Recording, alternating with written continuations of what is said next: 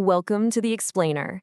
Today, we're going to unpack China's multifaceted global strategy, and we'll see how its influence is felt not just through military power, but also through finance, big investments, and even on university campuses. Let's dive in. So let's kick things off with a story that honestly sounds like it's straight out of a spy novel, but it's very real. A Chinese company with supposed ties to the government buys a U.S. insurance firm. The twist? This firm insured American intelligence agents, giving the new owners access to all their personal data. The big question is, how on earth did this happen? We're going to piece that puzzle together. But first, let's start with the most obvious front, the direct military tensions that are just simmering in the Asia-Pacific. This is where you can really see the strategic posturing playing out in the open, with hardware and drills. Just recently, the U.S. gave the green light for a potential $330 million sale of aircraft parts to Taiwan. And as you'd probably expect, this got a formal complaint from Beijing, who basically told Washington to back off and not undermine their relationship. But wait, there's more.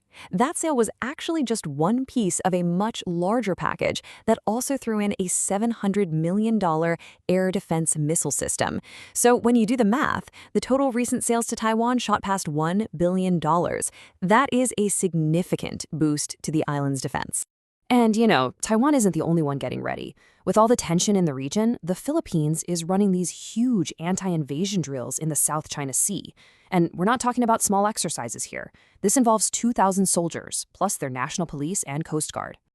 What's really striking here is just how blunt they're being about it. A top general in the Philippines came right out and said, yeah, these drills are about getting ready in case Taiwan is invaded. It just lays bare how connected all the security issues in the region really are. Okay, so let's shift gears. We've talked about the military hardware, but now let's look at a more subtle, but just as powerful arena, the world of finance, investment, and politics.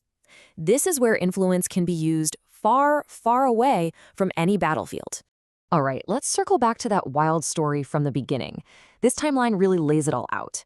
See, back in 2015, the Fosun Group, a company with reported links to the Chinese Communist Party, bought this insurer, Right USA. Now, it was technically legal, but the national security risks were huge.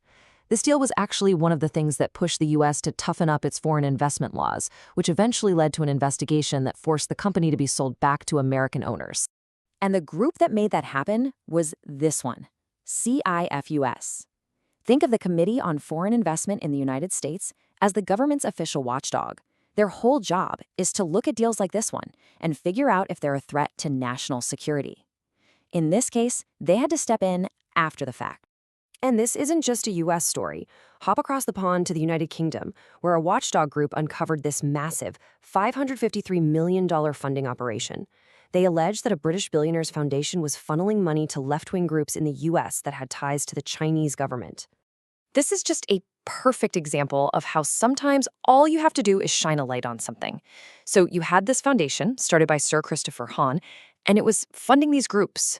But once that watchdog report came out and exposed the alleged connections, the billionaire just pulled the plug on the funding to those U.S. groups. It shows how public scrutiny can really disrupt these kinds of financial flows. Okay, so we've got military pressure and financial influence. But what about the battle for ideas?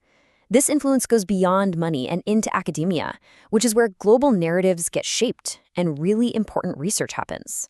This timeline from Sheffield Hallam University in the UK is, well, it's pretty remarkable. You have Professor Laura Murphy, a top researcher on Uyghur forced labor, and she's suddenly told to stop her work and take her website down. This happens right after Chinese state security officers pay a visit to the university's office in Beijing. It was only when she threatened to sue that the university did a complete 180, apologized, and put her research back online. So the big question is why? Why would a university shut down this kind of acclaimed human rights research? Well, critics have a theory: money. The accusation was that the university was basically trading academic freedom to keep its access to the very lucrative Chinese student market, afraid that this research would scare off those tuition dollars. So finally, let's look at what happens when all this pressure and influence hits the ground. We're seeing real-world consequences, like actual court verdicts and serious political pushback in countries that are caught right in the middle of these big geopolitical games. Just look at the contrast here. It's fascinating. In the Philippines, you have a town mayor, Alice Xu, found guilty of human trafficking connected to a scam center. At the same time, over in the Solomon Islands, a well-known official, Silas Talifilu, who was arrested after he openly opposed growing Chinese government influence, had his case completely thrown out for lack of evidence. The whole Alice Go case was just a bizarre saga from start to finish. I mean, you have this small-town mayor with a really mysterious background who's tied to this giant criminal operation.